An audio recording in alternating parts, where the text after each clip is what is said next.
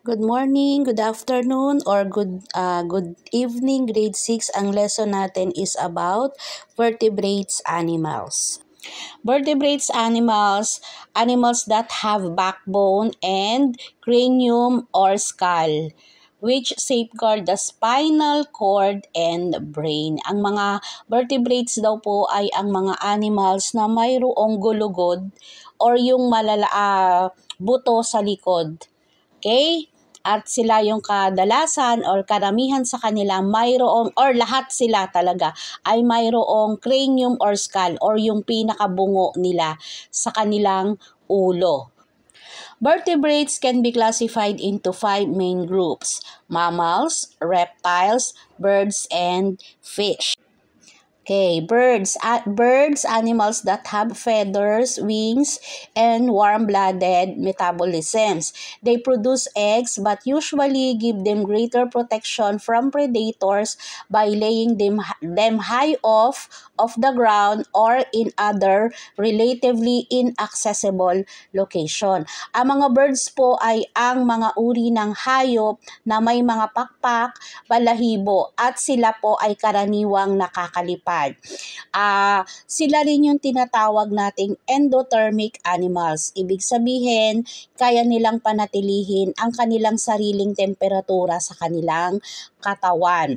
Napakarami sa kanila po ay nangdadagit ng para protektahan nila yung kanilang sarili. Nang dadagit, ayun yung pagdagit, yun po yung kanilang way to protect themselves. Itinataas nila yung kanilang mga predator sa lupa at dinadala nila sa iba't ibang inaccessible location. And also dumadami sila through sa paglilay ng itlog or sa pangingitlog. Next is fish. These are animals that live in the water. They have gills that allow them to breathe under the water. Different species of fish may live in fresh water and salt water. Some example of fish are white shark, lionfish, and swordfish. Ang mga fish naman daw po, ang mga isda ay ang mga hayop na nakatira sa tubig. Sila ay may mga palikpik para sa paglangoy at mga hasang naman para sa kanilang paghinga. Karamihan sa kanila or yung iba sa kanila ay nakatira sa mga freshwater or saltwater. Pag sinabing saltwater, ito yung mga tubig na maaalat. Mostly dagat, ganyan. And also may mga fish na naninirahan sa mga freshwater like river. Ganyan. Siguro naman ay nakakita na kayo ng mga fish. Next is reptiles. Reptiles are cold-blooded animals which lay eggs. Their skin is covered with hard and dry scales. Reptile species include alligators, crocodiles, snakes, lizards, turtles, among others. Additionally, reptiles are known to lay soft-shelled eggs.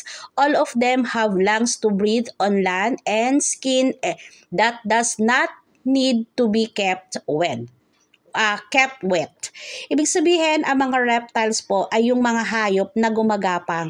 Ito ay isang uri ng mga vertebrate animals na may dry na skin or tuyo yung kanilang balat, natatakpan ng kaliskis or yung pinaka scales nila.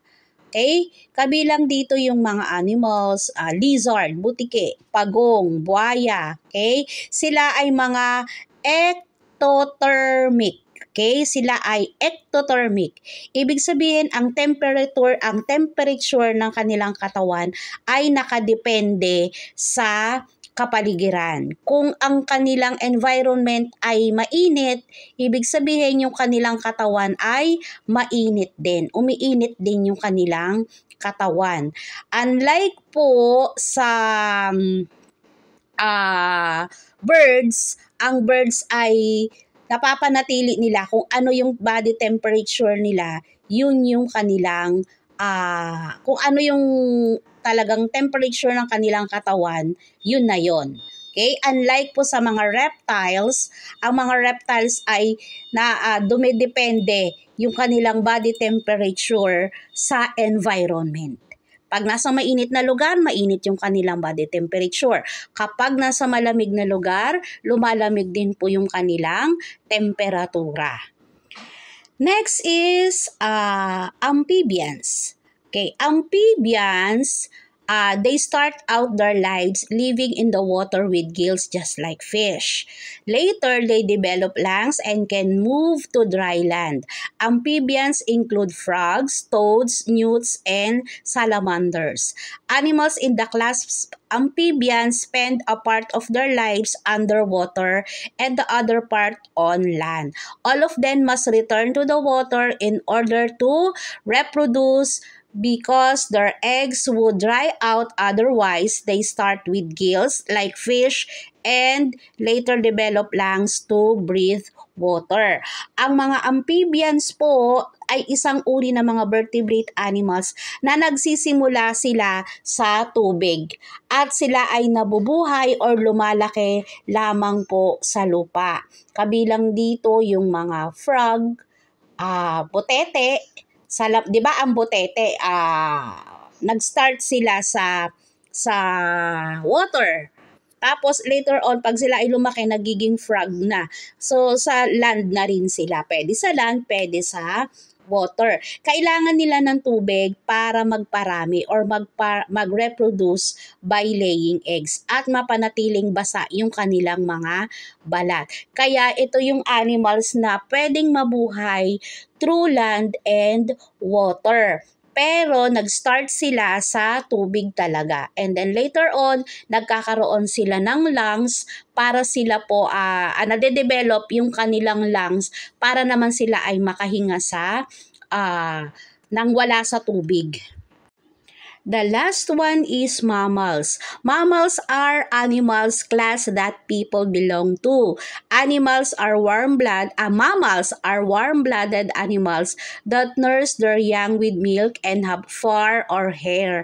Some examples of mammals include humans, dolphins, giraffe, horses, and spotted hyenas, dogs, cats, birds, humans, and most other large animals today are members of the vertebrate class Mammalia. All mammals conceive their young with the reproductive tract of the mother and after birth, nourish them with milk produced by their mammary gland. Ang mga mammals po ay ito yung mga hayop na may mga katangiang tulad ng isang tao. Usually, they have fur or balahibo or buhok. Sila din yung ng mga animals na nagpapadede ng kanilang mga anak sa pamamagitan ng gatas mula sa kanilang glands or tinatawag na mammary glands. Ang pagiging warm-blooded animals nila, ang nagpapanatili po ng kanilang body temperature. Kabilang dito ang kagaya natin, mga tao, aso, pusa, baka at marami pang iba. So, ibig sabihin, tayo ay belong to an animal. Tayo ay kabilang sa mga mammals na nilikha ng ating Panginoon. Ibig sabihin po, tayo ay isang uri ng hayop, pinakamataas na uri ng hayop na nalilikha ng ating Panginoon. Tayo lang po or mammals lang ang may kakayahan na magbigay ng milk sa kanilang mga anak. Kaya hopefully, itong lesson natin ay naintindihan po ninyo. Kapag may tanong, mag-PM, mag-message lang. Pwedeng pumunta sa school, ha? Kapag hindi naiintindihan, pupunta sa school at ipapaliwanag po sa inyo. Yun lang, grade 6, at mag-ingat po ang lahat. Good luck at konting tiis na lang at sana ipanalangin ninyo, isama ninyo sa prayer ninyo na maging maayos po yung ating paligid, ha. Isama ninyo sa prayer ninyo yung mga estudyante natin na may sakit at yung ating kapaligiran, yung mga naging victim ng earthquake. Pag nagpipray kayo, isama ninyo sila, ha? Hopefully na ang lahat po ay safe. Mag-ingat kayong lahat, grade 6.